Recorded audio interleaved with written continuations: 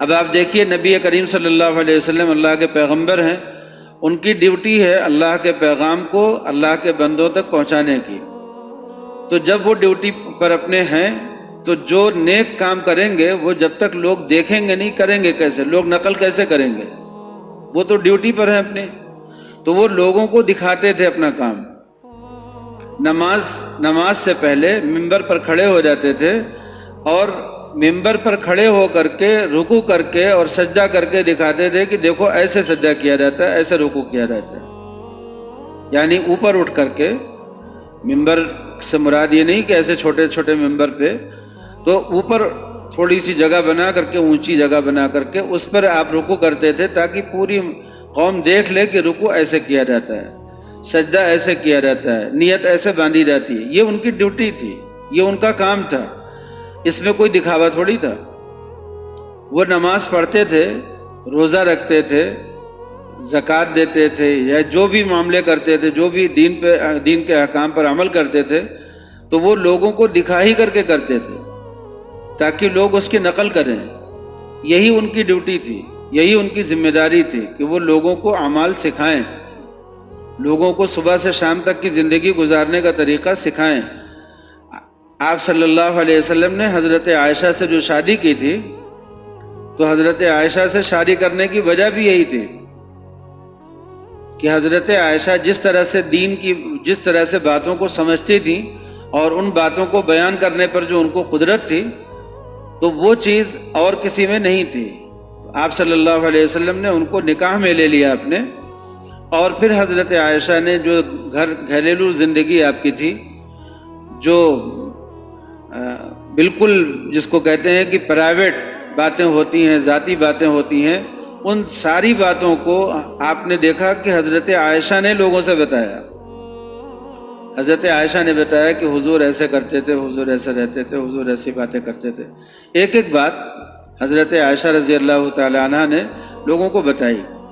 تو دین کی تبلیغ کرنا، اپنی گھریلو زندگی، اپنے جو چھپی ہوئی زندگی ہوتی ہے، جو چھپا ہوا اپنی جو پرائیویسی ہوتی ہے، اس کو بھی آپ نے لوگوں کے سامنے ظاہر کر دیا، اس لیے کہ آپ پیغمبر تھے اور آپ کی زندگی کا ہر حصہ نمونہ تھا، ہر حصہ نمونہ تھا لوگوں کے لیے. تو آپ نے اس کو ظاہر کر دیا لوگوں کے سامنے. یہ ڈیوٹی تھی. اب اس پر لوگ آپ کو کیا کہیں گے؟ نیا نیا قانون. جب آپ صلی اللہ علیہ وسلم نماز پڑھنے کے لیے جاتے تھے تو حرم میں، اور اس زمانے میں حرم پر قبضہ تھا کافروں کا، تو کافر وہاں پر کھڑے ہو جاتے تھے اور مذاق اڑاتے تھے. کہتے تھے کہ یہ کون سی عبادت ہے کہ سر جو ہے وہ زمین پر ہو اور یہ پچھلا حصہ اپنا وہ اوپر اٹھا ہوا ہو، یہ کون سی عبادت ہے؟ وہ کہتے تھے کہ سیدھے کھڑا ہونا اور جھکنا یہ تو ٹھیک ہے، لیکن یہ کون سی عبادت ہے کہ سر جو ہے زمین پہ رکھ دو اور اپنا پچھلا حصہ، پاخانے والا حصہ جو ہے کولا اوپر اٹھا دو، یہ کون سی عبادت؟ مذاق اڑاتے تھے سجدے کا. تو ان کے وہاں سجدے کا جو تصور تھا وہ کیا تھا کہ بالکل ایسے لیٹ جاؤ، لیٹ کر کے سجدہ کرو. تو یہ مشرکین جو تھے انہوں نے نماز کے ایک ایک رکن پر، پاکی ناپاکی کے ایک ایک مسئلے پر، وضو پر، ہر چیز پر انہوں نے اعتراض کرنے کی جو ان کی اپنی سمجھ تھی اس کے اعتبار سے کوشش کی. لیکن صحابہ میں سے کسی صحابی نے نہیں سنا ہوگا آپ نے کہ ان کو کوئی شرمندگی ہوئی ہو. صحابی جو تھے پہلے کھڑے ہو کر کے، عرب میں جیسا دستور تھا کھڑے ہو کر کے یوں ہی پیشاب کر لیتے تھے، ان کو اپنی شرمگاہ چھپانے کا کوئی خیال نہیں ہوتا تھا. لیکن جب اسلام آیا، حیا آئی، تو بیٹھ کر کے پیشاب کرنے لگے. کہیں کونا دیکھتے تھے، کنارہ دیکھتے تھے جہاں پر کسی کی نظر نہ پڑے، ایسے پیشاب کرتے تھے. پھر اپنے کپڑے میں نہیں سکھاتے تھے اس کو، بلکہ اس کو الگ سے صاف کر لیتے تھے مٹی سے یا پانی سے. تو جب مسلمانوں کا یہ طریقہ شروع ہوا، اور کتنے مسلمان تھے؟ 10-5، باقی سب پورا ماحول کافروں کا. تو جب یہ اس طریقے سے پیشاب کرنے لگے تو کافروں نے مذاق اڑایا. جب کوئی کسی مسلمان کو دیکھتے تھے پیشاب کرتا ہوا، کہتے تھے ارے دیکھو عورتوں کی طرح پیشاب کر رہا ہے. ان کے دماغ میں یہ تھا کہ اپنی شرمگاہ کو دوسروں کی نظر سے چھپانا یہ صرف عورتوں کے لیے ہے، مردوں کے لیے نہیں ہے۔ چنانچہ وہ کعبہ کا جب طواف کرتے تھے تو ننگے ہو کر کے کرتے تھے۔ مشرکین مکہ جو تھے جب کعبہ کا طواف کرتے تھے تو اپنے سارے کپڑے اتار دیتے تھے اور کہتے تھے کہ جس کپڑے میں گناہ کیا ہے اس کپڑے میں عبادت کیسے کر سکتے ہیں۔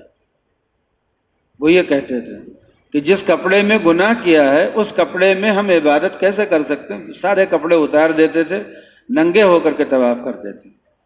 تو اب ان کے وہاں تصور یہی تھا کہ شرم حیا مردوں کے لیے نہیں ہے کوئی چیز، اور یہ سارے اگر کوئی کچھ ہے تو عورتوں کے لیے ہے، وہ بھی تھوڑی بہت ہے۔ تو یہ تصور تھا جاہلیت میں۔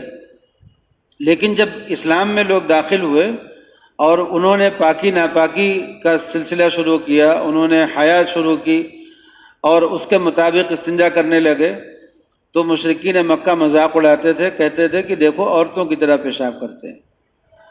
کبھی ایسے ہی گھیرا لگا لیا، کسی مسلمان کو پکڑ لیا اور مذاق اڑاتے ہیں، ارے جانتے ہو اس کا پیغمبر ہے جو نبی، وہ اس کو پیشاب کرنا سکھاتا ہے، پیخانہ کرنا سکھاتا ہے، کہتا ہے کہ ایسے پیشاب کرو، ایسے پیخانہ کرو۔